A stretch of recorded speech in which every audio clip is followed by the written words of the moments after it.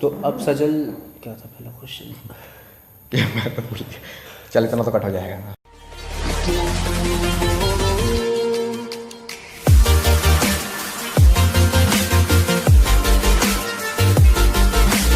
तो नमस्ते एवरीवन। तो आज मैं अपने चैनल पे सजल को इंट्रोड्यूस कर रहा हूँ। ये बेसिकली दुबई में जाके अपने बायोमेट्रिक्स देकर आया है एंड आप लोगों को पता ही होगा कि कनाडा की तरफ से कोई खास अपडेट नहीं आ रही है वीएफएस को लेके। लाइक हाँ, बीच में एक आध पॉजिटिव ट्वीट्स करे हैं नादिर सर जी ने, श्री नादिर सर जी ने, बट बहुत से लोग जो है वो दुबई जाने की सोच रहे हैं एंड अपने बायोमेट्रिक्स वहाँ पे देने की सोच रहे हैं एंड जो अपनी फ़ाइल है वो कंप्लीट करने की सोच रहे हैं जिससे कि वीज़ा टाइम पर आ जाए।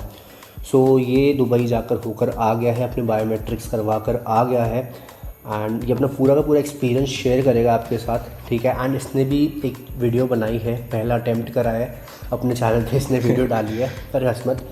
तो बात यह है कि अभी लड़का थोड़ा नया नया है और शर्माता ज़्यादा है, कैमरा कॉन्शियस है थोड़ा सा। तो इसकी वीडियो प्लीज़ देख लेना, बहुत ज़्यादा सपोर्टिव, थोड़ा सपोर्ट दिखाओ लड़के को, मतलब बहुत ज़्यादा मोटिवेशन मिलती है। मेरे कहने का ये मतलब था, मोटिवेशन बहुत ज़्यादा मिलती है।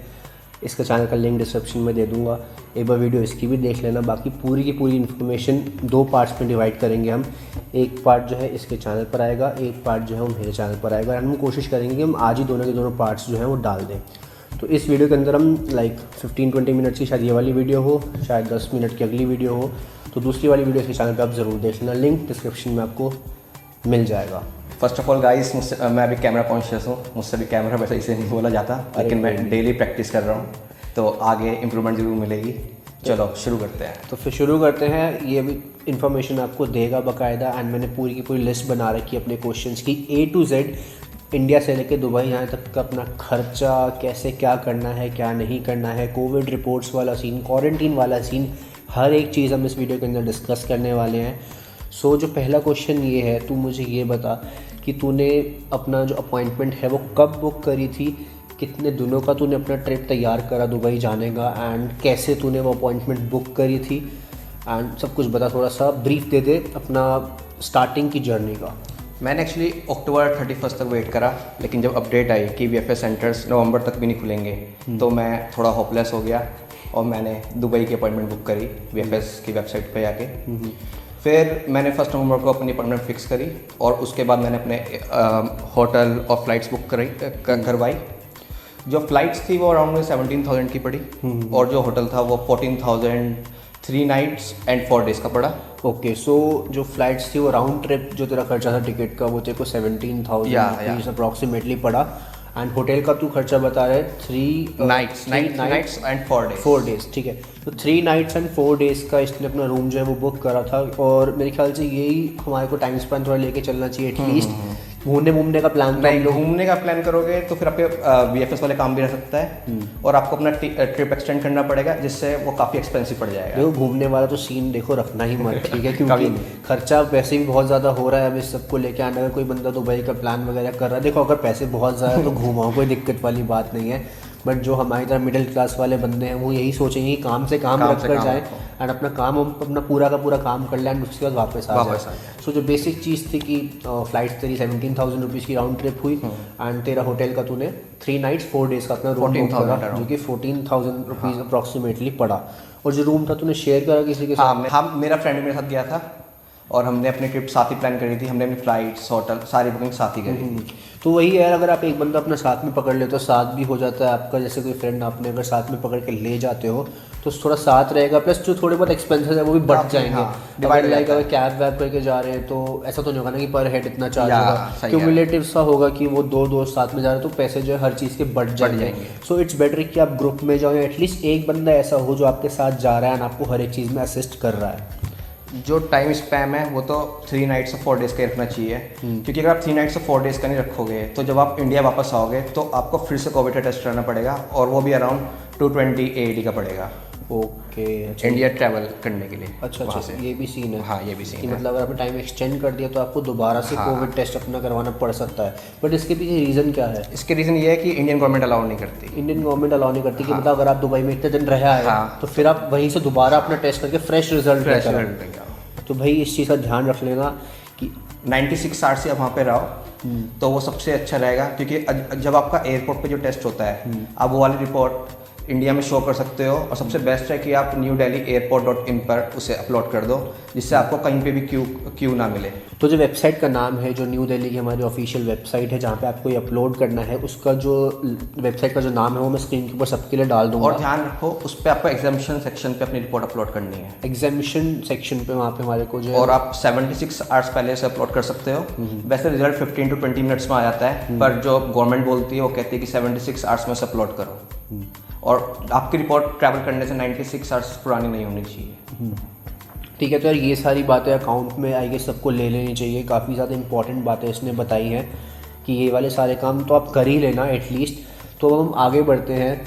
तो सजल, अब ये बता कि जैसे इंडिया से तेरा एक्सपीरियंस एयरपोर्ट पे कैसा रहा, उसके बाद तेरा दुबई एयरपोर्ट पे एक्सपीरियंस कैसा रहा, एंड थोड़ा उसके बारे में बता। एयरपोर्ट एक्सपीरियंस अपना शेयर कर सबके साथ। जब मैं इंडिया से दुबई जा रहा था तो मुझे सबसे पहले कोविड टेस्ट कराना था, जो कि 96 आवर्स पहले की रिपोर्ट ही होनी चाहिए। जैसे सेम रूल है जो दुबई में है, दुबई से इंडिया आने के लिए, वही इंडिया से दुबई जाने के लिए। फिर उसके बाद जब मैं एयरपोर्ट गया तो जैसे कि मैं यूएस वीज़ा पर ट्रैवल कर रहा था, तो मुझे कोई परेशानी नहीं हुई। लेकिन मेरी स्पाइस एयरलाइंस थी, इसलिए नहीं हुई शायद। जो काफ़ी लोग हैं वो दूसरी एयरलाइन से भी जाएंगे, तो वो एयरलाइन से कंफर्म कर लो कि उन्हें ओके टू बोर्ड की ज़रूरत है या नहीं है। कौन सी रिपोर्ट है? Okay to board, okay to board, okay to board, कोई उनकी कोई प्रोसीजर है वो पूरा करना होता है। अच्छा अच्छा अच्छा, ठीक है। और फिर उसके बाद बोर्डिंग, इमिग्रेशन, काफ़ी कम भीड़ थी, तो काफ़ी सब कुछ स्मूथली होता चला गया। और जैसे मैं दुबई के एयरपोर्ट पे लैंड हुआ, आपको मैं बता दूं, मेरी एडवाइस है कि आप मिडिल सीट ना चेक इन करें मिडिल सीट के साथ। अगर आप मिडिल सीट के साथ करोगे तो फिर आपको पीपी किट पहननी पड़ेगी। ओके। जो कि काफ़ी हेक्टिक हो जाता है। पीपी किट पहनोगे आप फ्लाइट के अंदर तो ऑब्वियसली आप समझ ही लो कि पीपी बहुत ज़्यादा परेशानी होती है। बट ये मिडिल सीट वाला हमारे हाथ में होता है कि मिडिल हाँ, आप पहले ही चेक इन कर दो। हाँ, पहले ही हम अपना वेब चेक इन करें। वरना आप वहाँ पे भी रिक्वेस्ट कर सकते हो स्टाफ से, तो वो दे देता है। स्टाफ से रिक्वेस्ट कर सकते हैं, ठीक है। ये सारी बातें भी ठीक है, मतलब रिक्वेस्ट वगैरह कर लेना, मिडिल सीट वगैरह अवॉइड कर लेना। फिर जैसे आप एयरपोर्ट पे, दुबई एयरपोर्ट पे लैंड करोगे, अगर आप यूएस वीज़ा पे ट्रैवल कर रहे हो तो आपको अपना ऑन अराइवल वीज़ा लेना पड़ेगा, जो कि अराउंड 120 दिरहम का है, जैसे कि मैंने अपनी वीडियो में बताया था, आप चेक कर सकते हो। और उसके बाद सीधा इमिग्रेशन होती है, उस पर भी काफ़ी कम, बहुत स्मूथ होती है दुबई की इमिग्रेशन आजकल। आप आज से लगभग कोविड से पहले काफ़ी भीड़ हुआ करती थी। मैं दुबई कई बार जा चुका हूँ, मैंने बताया अपनी वीडियो में भी। फिर उसके बाद आपको एयरपोर्ट पर कोविड का टेस्ट होगा, और उसकी रिपोर्ट आपकी 24 to 48 आवर्स में आती है। ध्यान रखो, अगर आपकी अपॉइंटमेंट फिक्स है, सपोज आपकी रिपोर्ट नहीं आ रही लेकिन अगर अपॉइंटमेंट फिक्स है, तो आप अपने होटल स्टाफ से बात करके आप अपनी अपॉइंटमेंट देने जा सकते हो, मींस बायोमेट्रिक कराने वैक्स जा सकते हो। ठीक है। तो ये भी काफ़ी ज़्यादा इम्पॉर्टेंट चीज़ इसने कवर कर दी कि we can contact to our hotels कि हमारे को मतलब बायोमेट्रिक्स करवाने के लिए जाना है तो हमारे को जाने दो। इवन हमारे पास अगर अभी रिजल्ट नहीं है कोविड, बट जो बायोमेट्रिक सेंटर्स है वो तो नहीं मांगते। नहीं, वो कोई नहीं मांगते। वो सिर्फ आपका अपॉइंटमेंट लेटर, जो आपके IRCC पे जो बायोमेट्रिक लेटर आता है वो, और एक पासपोर्ट, अपना पासपोर्ट। मतलब 3 डॉक्यूमेंट्स ही चाहिए आपको। हाँ। एक जो आपको वीज़ा फाइल करने के बाद BIL आता है हमारा, जो लेटर होता है बायोमेट्रिक्स का, बारकोड्स वगैरह होते हैं, एक वो वाला लेटर हो गया। उसके बाद एक लेटर आपको, और क्या था, अपना पासपोर्ट हो गया, और एक चीज़ क्या, अपॉइंटमेंट लेटर जो हम बुक करवाएंगे अपना, उस टाइम पे हमें मिलता है। ठीक है। और आप अपनी डेट चेंज नहीं कर सकते, इसका भी ध्यान रखो। लगभग अगर जो भी आप एक बार फिक्स करो उसको फिक्स ही रहने दो, क्योंकि उसका कोई टाइम पीरियड होता है, उसके बाद उसको आप रिशेड्यूल नहीं कर सकते। तो इसका भी ध्यान रखो। ये भी ठीक है। अब ये सारी बातें तो चलो हो गई, अब हम चलते हैं नेक्स्ट क्वेश्चन की तरफ। तो जैसे तेरे पास तो जो है वो USA का वीज़ा ऑलरेडी तेरा लगा हुआ था, बट जो फ्रेश केसेस हैं जैसे हम हो गए, जिन आज तक जो हमारी कोई ट्रैवल हिस्ट्री नहीं है, उनको जैसे जाना है तो उनका क्या सीन रहता है? सबसे बढ़िया सीन तो ये है कि आप एमिरेट्स से अपनी फ़्लाइट बुक कराओ और उनसे बात करोगे तो आपका वीज़ा करवा देते हैं। लेकिन उससे बेटर है कि आप किसी एजेंसी के थ्रू या फिर दुबई वाली वेबसाइट पे जाकर, दुबई की वेबसाइट है वीज़ा की, उस पे जाकर आप खुद ही वीज़ा अप्लाई कर लो। अराउंड 8300 का पड़ता है दुबई का वीज़ा, और वो सबसे बेस्ट ऑप्शन है। आपको कहीं पे भी US वीज़ा को कई बार रोक दिया जाता है, कई जगहों पे आपको कहीं पे भी रुकना पड़ेगा, आप सीधा गुड टू गो। अच्छा, तो करीब करीब 83 का खर्चा है। 8300 इट्स रियली एक्सपेंसिव। बहुत ज़्यादा है भाई, पैसे तो हर जगह मतलब पैसे पानी की तरह बहने हैं। इसीलिए मैं बार बार यही फोकस कर रहा हूँ कि अगर जाओगे तो काम से काम रखना एंड घूमने शूमने का प्लान मत बनाना एंड ऐसे ही बिना घूमे शूमे वापस आ जाना। देखो अगर पैसा बहुत है तो फिर कोई दिक्कत वाली बात नहीं है, ठीक है। तो अब ये वाले हमारे क्वेश्चन हो गए। अब तू कुछ बताना चाहता है अपनी साइड से, कोई भी इन्फॉर्मेशन जो मैं स्किप कर रहा हूँ? एक इन्फॉर्मेशन ये बताना चाहूँगा, जैसे मेरा होटल था वो वॉफी मॉल से, वॉफी मॉल में एक्चुअली कनाडा का VFS सेंटर है, वॉफी मॉल से और एयरपोर्ट के बीच में था।